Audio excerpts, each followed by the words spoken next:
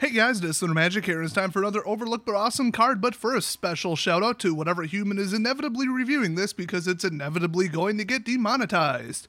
I'll just save you some time, this video is perfectly appropriate. I mean seriously, the bot has gone crazy. Leonard French got one of his videos demonetized and he was talking about copyright law. I mean that wasn't even PG rated, that was like G rated. Their automated system just doesn't work. It just simply doesn't work, like to the point where I would just switch it off. It's that inaccurate, and they're paying people to like fix it, basically, to clean up after it. It's idiotic.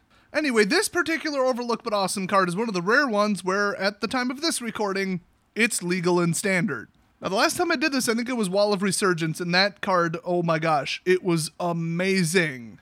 This one's not quite up to that level, but somehow I managed to not notice this card. I mean, through all the decks I've built, through all the cards I've considered for all the decks I've built, and all the opponents I've played against, I have never seen this card. I'm sure I've seen it. I mean, I sort cards when I buy them, but just never came to mind. I can't believe I overlooked this. And with the new filter lands, I mean, this is a good card. So check this out. I'm talking about Weaver of Currents. It's a 3-cost creature that taps for 2 colorless mana. So you're probably thinking, oh, well, 2 colorless, I mean, what is it, Hedron Archive? Well, no, it's 1 cheaper and it's a creature, so it's already better. And 2, just think about it. You probably have a source to generate 1 green and 1 blue if this is on the field, so then you theoretically have less of a need for colored mana. Now here's the other thing to consider, the sheer earliness of this card. I mean, most people don't think of a mana generating creature to be early if it costs 3, but I like to switch it around and say, okay, this card, if you play it in a deck and at the same time with a card that costs 1, or a creature I should say, that costs 1 and generates 1 mana, you can have 6 mana on turn 3. You would go land drop, Elvish Mystic we'll say, and then next turn, land drop this card with all 3 mana, and then on your third turn, land drop, so you got 3. Then you got your original mana generating creature and then this one. So that's 1, 2, 3, 4, 5, 6 mana on turn 3.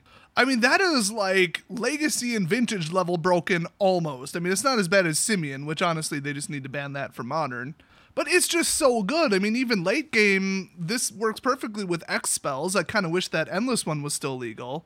But I mean, Walking Ballista, okay, I mean, you want to get that up pretty high. I mean, even casting that for like X equals 5 for 10 mana is, it's not that good. Actually, Burn From Within and Rolling Thunder are both gone now too, so there's, a lot less options. But Torment of Hailfire, hello. So the only real improvement to this card would be if it could tap for 1 green and then 1 blue or 2 colorless, that would be cool. Or if it was like a 0/4. In either case, it would be a little bit more useful, a little bit more flexible. It would have other uses, but still, 2 extra mana. I mean, wow. Now, I'm not going to get into the math of this, but I just want to touch on this little aspect that a lot of people forget. It is not twice as hard or twice as difficult or twice as many turns to get to 6 mana as it is to get to 3.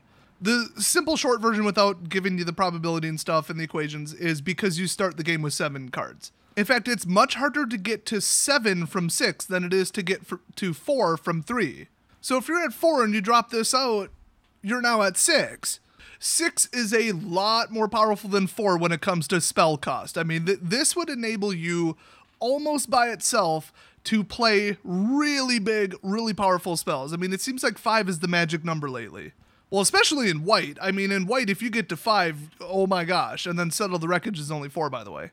I mean, you got Crested Sunmare, even Matriarch, that's a 5 cost, that's actually green. I mean, just, it seems like the really, really good stuff is 5. I mean, I'm not saying there's not good stuff that costs 7, but 5 is where it really steps on the gas.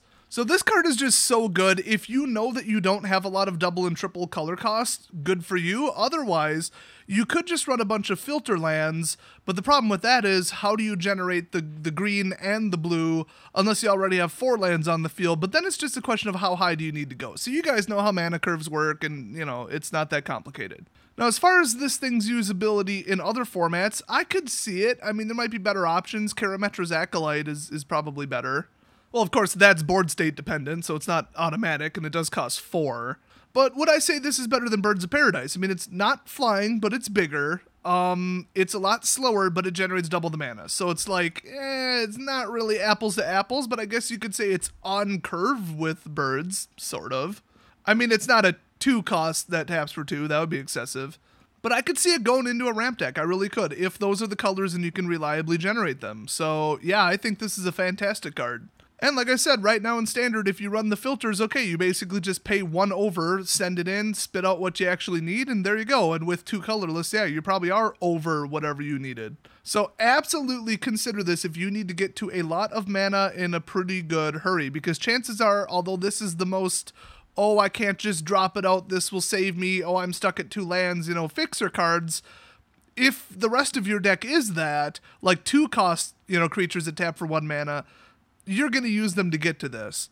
It's a tiny, tiny, tiny chance that you would have not 3 lands in your hand or not on color, and then also this, and then that's your only ramp. Like, in a ramp deck, that's not terribly likely. So that's my full assessment of how good this is in the current Standard meta. You could maybe put it in something else. I mean, it's alright. It's not earth-shattering in, like, Vintage or something, but, it's good. So hopefully you found this helpful. Hopefully you guys thought, oh my gosh, I'm going to put this in my deck immediately. That's always fun. And I will see you guys and the monetization human judge person next video.